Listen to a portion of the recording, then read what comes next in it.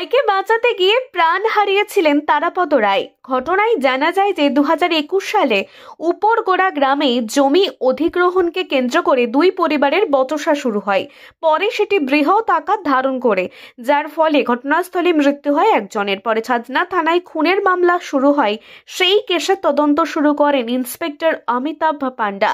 প্রায় 4 বছর পর সেই মামলার রায় ঘোষণা হয়ে গেল বাঁকুড়া জেলা আদালতে শুক্রবার।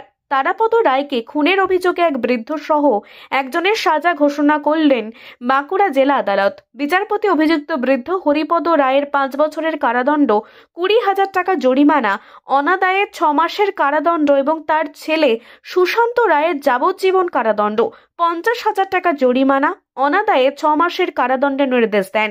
এই খবর জানিয়ে সরকারি আইনজীবী রথিন দে বলেন, 2021 সালের 11 আগস্ট ছাতনা থানার উপরগোড়া গ্রামে বৃদ্ধ তারাপদ রায়কে খুনের অভিযোগে অভিযুক্তদের সাজা ঘোষণা করেন বিচারক।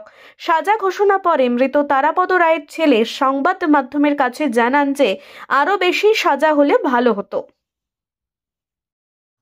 ঘটনাটা হয়েছিল গত 11/8/21 তারিখে উপরডাঙ্গা ছাতনা থানার আন্ডারে।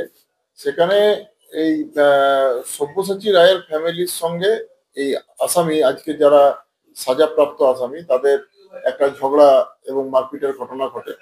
সেখানে একজন বয়স্ক ব্যক্তি তারাপদ রায় এবং তার আরেক আত্মীয় শিবানী রায়কে এরা মারধর করে এবং মারধর করার ফলে মারা যান। এরপরে পরবর্তীকালে এই কেসটা শুরু হয়, সাক্ষ্য প্রমাণ হয়। তখন দেখা যায় যে এদের বিরুদ্ধে প্রমাণ এসেছে। তখন আজকে আমাদের জেলা জজ এই কেসে সাজা ঘোষণা করলেন।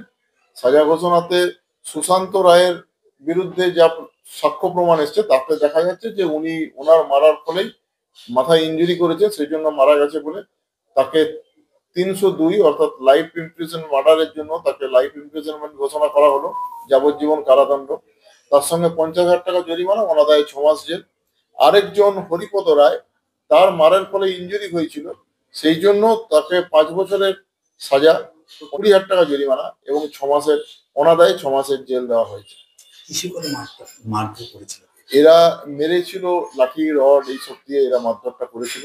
মারার ফলে এবং খুব vital part of the body, অর্থাৎ মাথাতে মেরেছে, মাথায় মারার জন্যই মারা যায় এরা।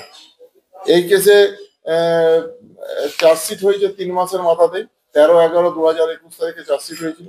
এই কেসে তদন্তকারী অফিসার ছিলেন অমিতাভ পান্ডা। ওই যে যাকে দেখলেন যে বয়স্ক নিয়ে গেল, ও আর ওর ছেলে বাবাকে ফোন করি। আর বাবা, আপনার বাবাকে ফোন করছেন কেন, কি কারণে ফোন করছেন?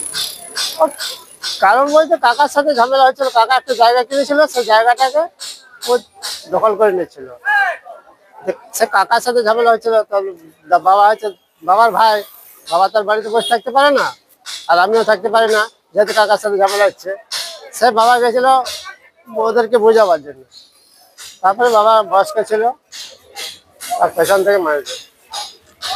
আজকে রায় ঘোষণা হলো, হ্যাঁ। খুশি আপনারা? হ্যাঁ, রায় ঘোষণা হলো, আপনারা কতটা খুশি? খুশি বলতে ভালো হয়েছে, তো এর আরেকটু হলে ভালো হচ্ছে।